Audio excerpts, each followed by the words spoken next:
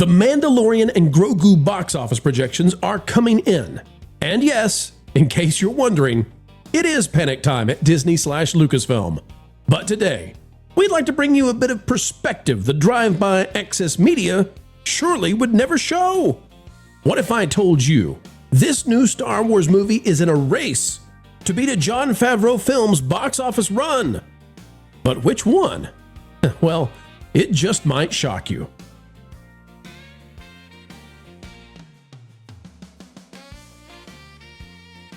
Ladies and gentlemen, happy Monday and welcome back to the work week. We hope that wherever you are, you find meaning in what you do. Get out there and make the world a better place. Folks, we're going to do just that right now by bringing you perspective when it comes to the big movie coming out this week and the return of Star Wars after 7+ years. I'm afraid it may not go well, but we'll explain why in just a moment. Folks, as we do, click the like button. Remember, this is the channel that keeps you ahead of the culture curves. Tomorrow's headlines delivered up today. From Zoom, May 17th is when this one came out, and it says, Star Wars, The Mandalorian and Grogu global box office, the earnings required for Jon Favreau's success. And it's gonna set up a heck of a test for this because Lucasfilm, I think, and Disney, I believe, when they decided to convert this thing from a season 4 to a film, I'm not sure they thought they'd be in the position they are, but it really goes to show how damaged Kathleen Kennedy's version of Star Wars really is. Jon Favreau, it says, a prominent figure in Hollywood, is set to release his latest directorial venture, and he's a legend, Star Wars, The Mandalorian and Grogu. Despite receiving mixed reviews from critics, the film is projected to debut with an impressive $100 million at the North American box office. We'll talk about that in a moment. This anticipated success would mark another significant achievement in Favreau's illustrious career, but it raises the question of how much the film needs to earn globally in order to surpass his previous highest grossing work. We'll talk about that, and I'll tell you which movie this one's really in the running for. For the latest info, we go to Box Office Theory. Sean Robbins tracking the pre-ticket sales and determining what this thing's going to do. And you can see the article here. It's not named after The Mandalorian, except it says, updates on Star Wars. Okay, well, we want that, please. So scroll on down. Okay, wait. We get a little thing right here, but okay, I'll read it. It says Star Wars, The Mandalorian and Grogu. In the final week before hitting cinemas, tracking continues to align mostly with recent expectations, with another small uptick, pushing odds of an 80 million plus domestic 3-day bow and 95 million plus 4-day slightly higher. Notice they're not calling out 100 million. Many early social media reactions from critic screenings are observably positive on the whole. Remember, this was written before we got the premiere. It says, but next week's full embargo lift will offer a more significant checkpoint. Well, Sean Robbins, let me tell you, we've seen the premiere, we've heard from folks behind the scenes, and we've seen some of the stuff people are giving in terms of their early thoughts after seeing the whole thing, and it ain't good. So let's go and see what's under the hood here, okay? And this, folks, is why you come to the channel. I'm going to show you something that would not be obvious to the average non-industry eyes. From May 22nd is when this thing's going to come out. Disney is it's set to make, well, look at this, folks. We'll go to the top. I'll show you. 3-day low end, 3-day high end, okay? Star Wars on the low end is supposed to make 81, on the high end, 96. All right? For the 3-day pinpoint, what are they saying? For the 3-day pinpoint, and notice here, it's giving us the 4-day also. 105 is where they're anticipating this thing lands on the 4-day. Now, I think it's going to come in under 100, but I don't know that for sure. 105 is where they're thinking it'll come in for the 4-day. The problem is not the first weekend. And people need to understand this for Star Wars. There are still enough Star Wars fans to probably, possibly, maybe get it to 100 over 4 days, the biggest weekend of the first half of the year. But take a look on the backside of this, and we got to go back up the top again. Domestic total low end, domestic total high end, and domestic total pinpoint forecast. The pinpoint is where they believe it will be. Pay close attention. On the low end, on the domestic, they now believe the low end for this, that the floor is $166 million. That would be unbelievably catastrophic. But it's possible. And it's more possible now than it was before when this was written, because the reviews look like this is a stinker. like it's a dud. Where's the high end? Shockingly, the high end on the domestic is only $239. Now, why that matters is because if you look at the 4-day at $105, what they're saying here is this barely has a 2x in terms of its legs, okay? And what that means, we call it legs. It's how the movie legs out versus the first weekend over time. Great movies can leg out like 7x and even higher. Sean Robbins is saying this thing's going to leg out to a 2x. That's horrific. But that's what he sees in the pre-ticket sales. 166 is the low. 239 is the high. The pinpoint is 224. Folks, which number is the pinpoint closer to? 224 is way closer to 239 than it is 166. Why do you think Sean is doing that? Because Sean is betting that this movie performs higher in the possibility rather than lower in the possibility delta. Okay, so that's a lot of stuff, right? You all came here. Are we nerding out? I don't mean to nerd out, okay? I'm not trying to do that to you. I apologize. We got too far in the weeds. Here's what you need to know. If this movie makes anywhere around 200, okay, 166 is the low, and 224 is the high. Let's put it at 200 for easy math, okay? But it could be way lower than that.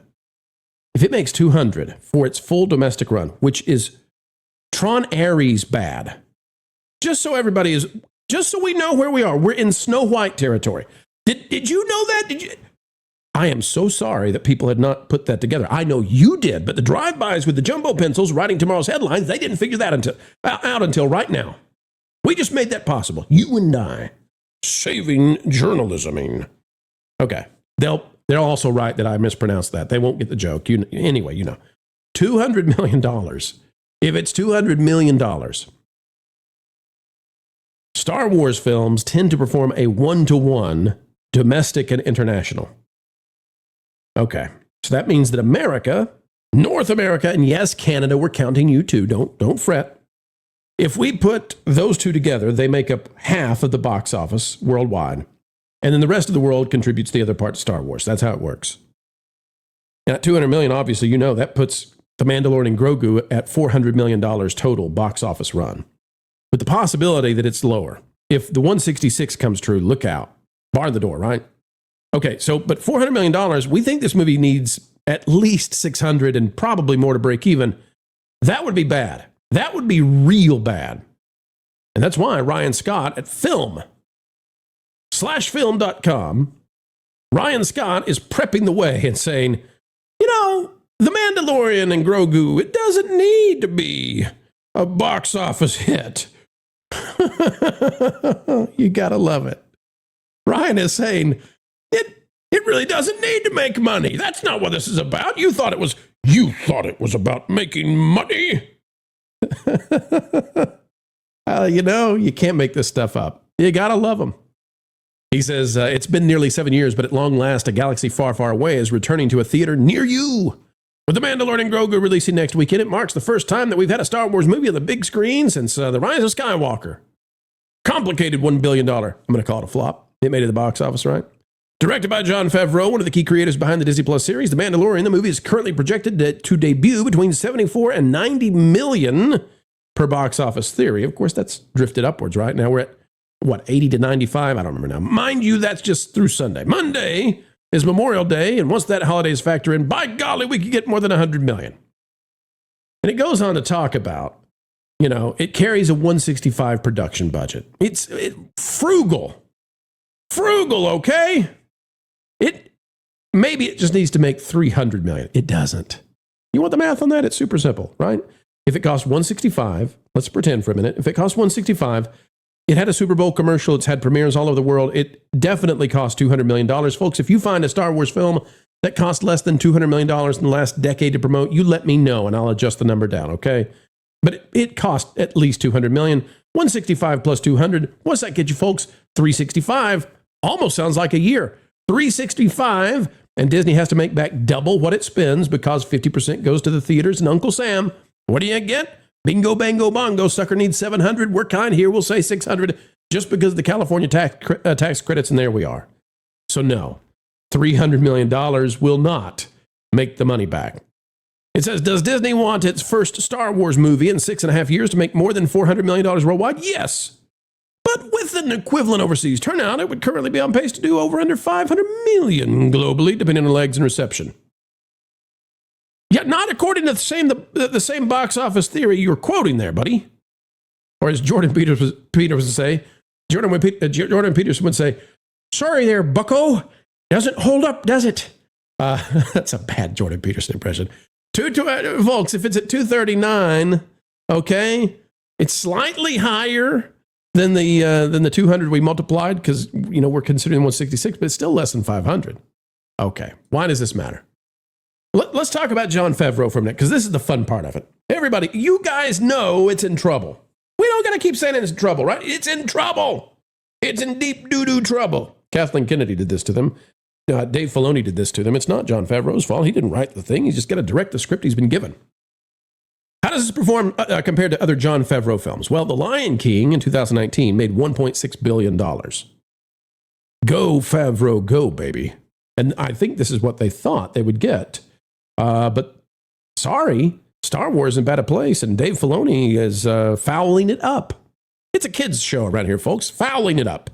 But did you think I was going to say the other thing when I said fouling it up? The Jungle Book, 2016, made $967 million. If you adjust for inflation, it's way over $1 billion. If you adjust for inflation, it's crazy over $1 billion. All right, cool, right? Keep on keeping on. Number 3 on the Jon Favreau list, Iron Man 2, $623 million in 2010. Again, adjust for inflation. Yep, you guessed it. It's over $1 billion adjusted for inflation. Going on up. Number 4, what have we got? Iron Man, 2008, $585 million. Even without adjusting for inflation, Iron Man is easily not going to be beaten by The Mandalorian and Grogu. We don't even have to adjust for inflation. If we adjust for inflation, where does it go? It's right at $1 billion. Right at $1 billion from 2008. And if we go right here, this is the movie you've been waiting for. This is what The Mandalorian and Grogu is competing with to see if it will outperform on the list of Jon Favreau films. And you say, Pro, come on, it's 228. Pro, what are you doing? It's going to clear 228. Sean Robbins says it'll clear 228 at domestic. Well, he says 166 is the floor, but okay, granted, it's probably going to clear that, right? Well, what if I told you that adjusted for inflation, because this is all the way back in 2003, that apparently you could go to the box office for pennies back in the day, right? If you adjust for inflation, this film actually made $346 million at the box office. Now, how do we figure that out? Well, 233, 874, 587 is the worldwide box office. We go down and we figure out the inflated domestic box office. The inflated domestic box office is 355, 927, 955. Excuse me, sorry about that, folks. If you add 355, 927, 955 with the international, sorry about that. That's how you get there. It's 446, 134. Sorry about that. So if you go back up there again, 446. 134 is the number. All right. So 436, if you got 436, well, again, this thing's going to run neck and neck with Elf. Elf, a Christmas movie, might defeat The Mandalorian and Grogu. And I will guarantee you, ladies and gentlemen, there's no worry about this. That Elf, with all of its repeat showings and DVD sales and Blu-ray sales for Christmas, it'll be the financial winner here. It also had it made 7 times its production budget. But that said, Mandalorian and Grogu needs to clear 446, 134, $446 million to beat Elf adjusted for inflation. Will it do it? I don't know. I don't think so. And that's a heck of a place for Star Wars to be. Can't even break in the top 5, probably, for Favreau. Who's to blame? Not Favreau. Dave Filoni is the guy to blame. And the reason why? Because he's the guy who came in and changed the script on Jon Favreau. You can go back in time. You go find it yourselves. I'm not going to explain it. I'm not going to go through it again. We've done this time and time again. But Jon Favreau had a season 4, then he had a film. Dave Filoni said, I'll fix it for you, buddy. I'm the boss around here. And here we go. All right, folks, that's the video for this Monday morning. Have a great one. Get out there, truly now. I'm not just saying this as a platitude. Get out there and make the world a better place, all right? Treat somebody well. Be kind. If you see a cat, pet it. If you see a dog, feed it. And if you see a chance to make a change in a child's life, go for it. For the good. All right. You can also start right now by clicking that like button, subscribing, sharing. And I tell you what, until the next time, keep learning, keep growing. And as always, keep having fun.